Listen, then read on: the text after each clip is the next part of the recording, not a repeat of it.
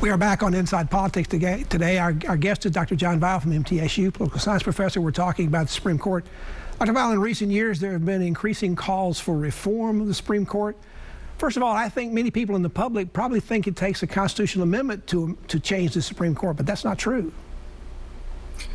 It doesn't require an amendment to change the number on the court. We've had several changes throughout American history on that. It would require an amendment if you wanted to change the term.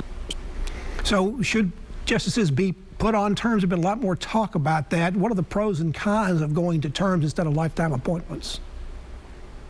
Well, it would certainly provide greater turnover.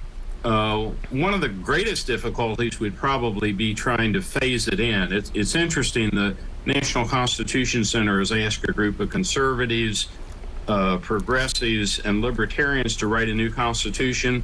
And the one thing they all agreed on was it would be desirable to have a 9-member court whose members serve for 18-year non-renewable terms, and you would phase it in so that each president would get 2 appointments during the president's term. To lessen the pressure of politics, how long, if they go to terms, how long should those terms be? And should justices be able to be reappointed to a second term? Well, again, in this proposal that I just mentioned, the proposal was for a single term of 18 years. I have seen other proposals for a 9-year term. There have been talk about increasing the justices. You mentioned that before. That may indeed take a Supreme Court constitutional amendment, but everybody always thinks when they think about increasing the size, they think about Franklin Roosevelt and trying to pack the court back in the 30s. Right.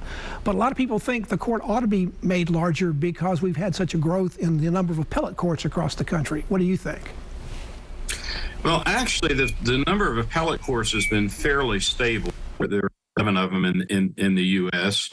The number of cases has certainly increased, but I'm not necessarily, unless you divided the court into panels, which most people think would not be desirable, I'm not sure that necessarily adding more justices would decrease the workload. Now, we used to see the Senate confirm Supreme Court justices with only 1 or even 2 dissenting votes, sometimes unanimously.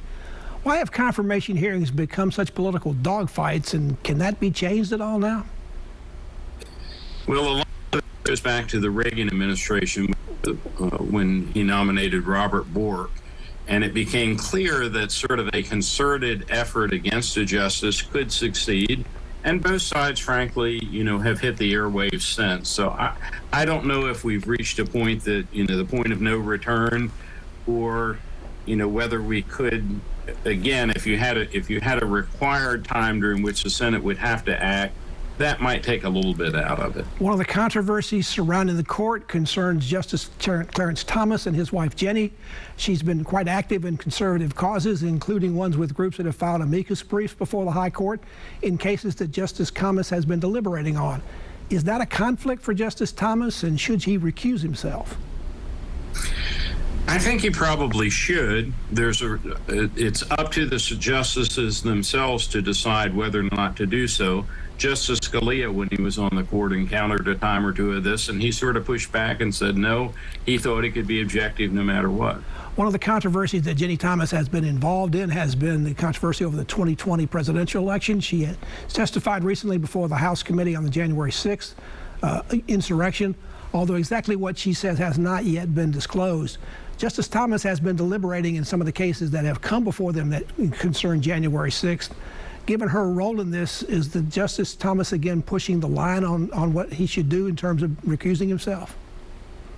I think he probably is. The one thing that has been reported about her testimony is apparently she still believes that the election was fraudulent and that Trump should be president. That's, fairly astounding. All the federal district judges and appellate judges all have ethics guidelines and rules, but the Supreme Court does not have one, I understand. Why not? I guess they rule the roost. He rules, makes the rules. Is that how it works? Looking ahead to the next few weeks for the November 8th election, perhaps the biggest impact the court had last term was its Dobbs decision on abortion. Is it still strong enough in terms of the reaction, particularly among women, against that decision, that it's going to make a difference for the Democrats coming up November 8th? It's an important issue for Democrats. On the other hand, the economy is important, the issue of immigration, and there are a lot of state and local issues that also come into play.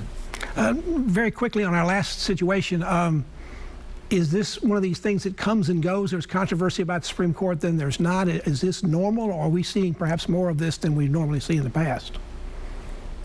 The last year was fairly remarkable, particularly because the Dobbs decision was leaked beforehand, but there's certainly been times, particularly, as we mentioned earlier, during the Roosevelt administration, where it's been an object of controversy. Dr. Fowle, thank you so much for being with us. We always appreciate you coming on to us from MTSU, and we'll have you back again, probably if not before the election, afterwards, to talk further about what's going on with support during the rest of this term. Sounds good. Thank you. And thank you for joining us this week on Inside Politics. Hope you come back here again for a future show. If you can't get enough politics in the meantime, you can go to the News Found on my website. You'll find my Capitol View commentary there. There's a commentary posted every Friday afternoon. Enjoy the rest of your weekend, and we'll see you back here next time. Goodbye.